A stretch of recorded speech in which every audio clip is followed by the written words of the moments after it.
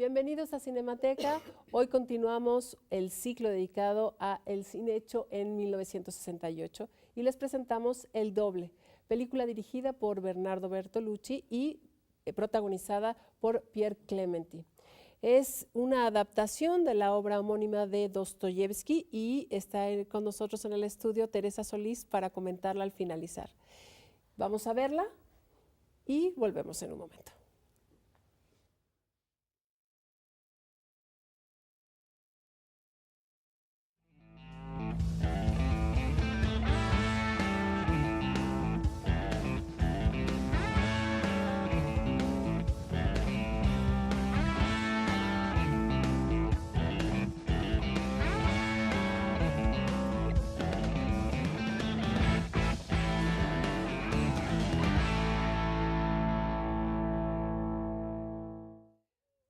Acabamos de ver esta grandiosa película de Bernardo Bertolucci, El Doble, y se encuentra con nosotros en el estudio Teresa Solís. Ella es productora, realizadora, comunicóloga, egresada de la Facultad de Ciencias Políticas. Muchas gracias por estar con nosotros.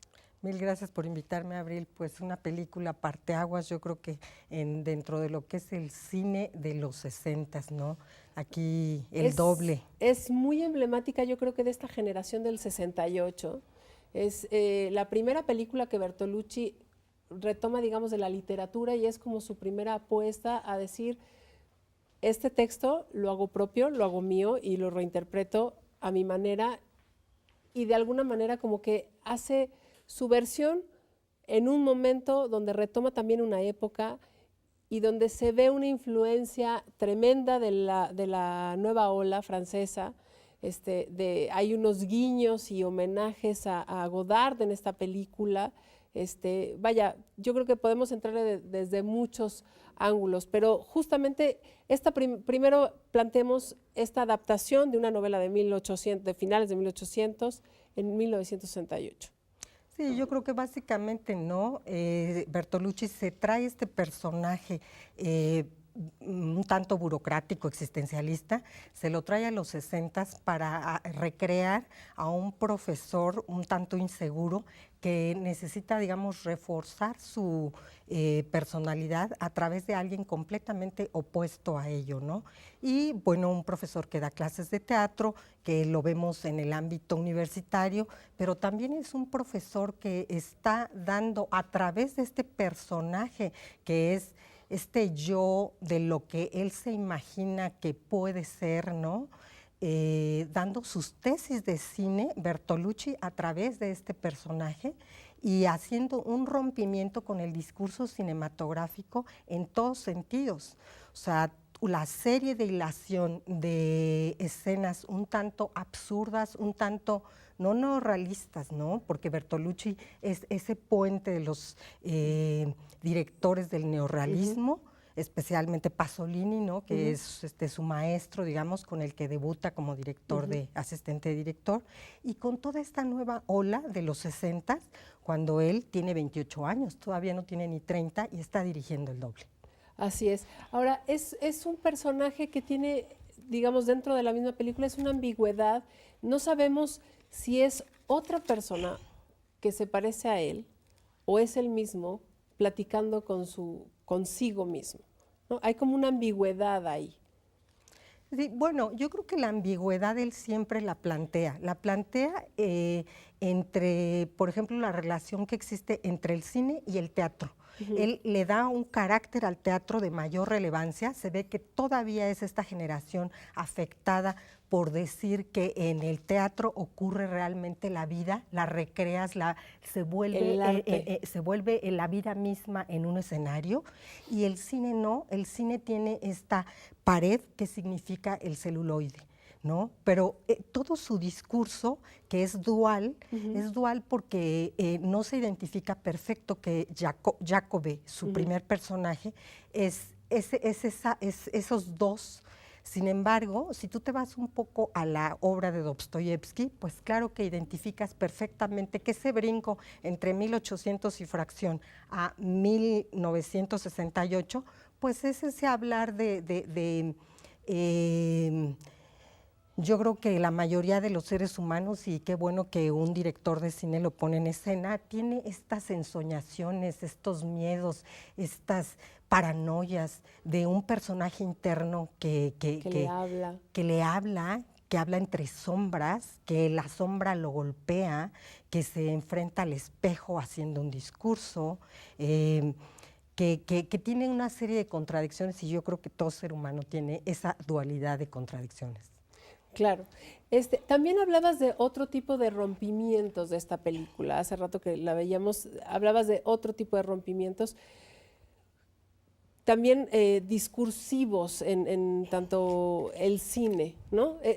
Hay un antes y un después, hay una narrativa lineal, y aquí ya no hay una narrativa lineal como tal, son como pequeñas escenas, que también son como momentos que podrían ser sueños.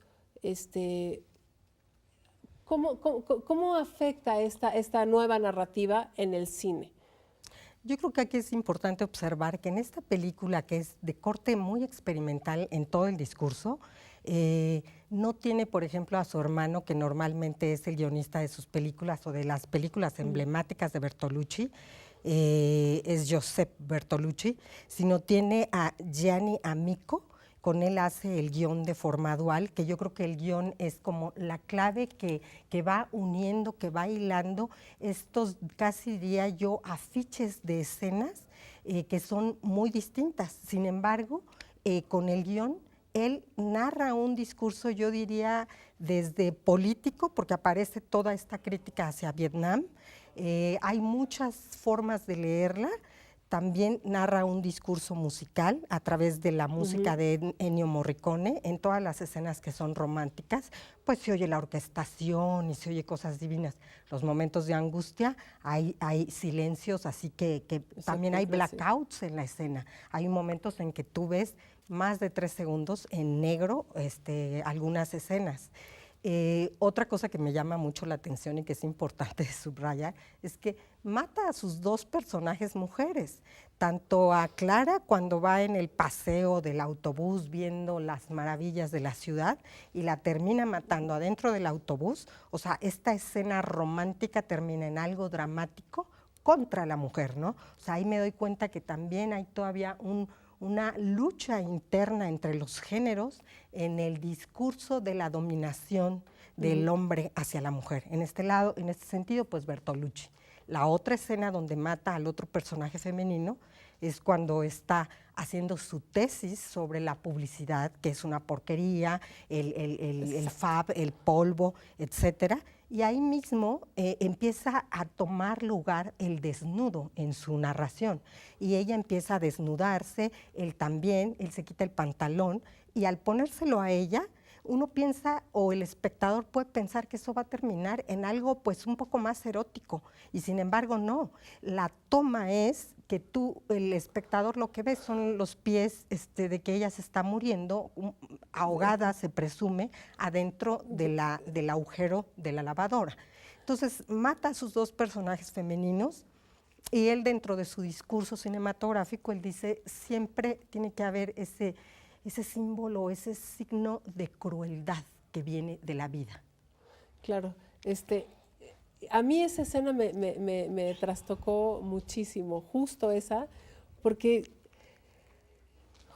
uno viene de una narrativa, o viene de un discurso como muy lineal, en donde las cosas deben de ser de A, o sea, A ocurre porque B, y B da a continuación a C, y hay como una lógica discursiva que debe determinar entonces, ergo debe terminar en, y decías, en un momento erótico, y de pronto nos cambia la jugada de una manera tremenda, pero nos cambia la jugada todo el tiempo. O sea, sus hilaciones o sus premisas no tienen un orden, digamos, lógico en esta narrativa lineal, ¿no?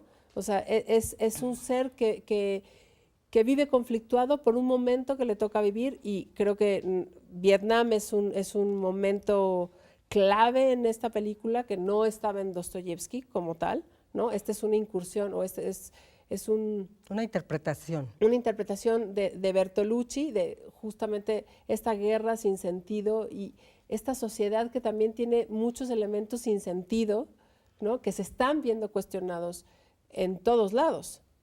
Sí, yo creo que el tinte, digamos, revolucionario, aunque nos cueste trabajo decir la palabra, existe, ¿no?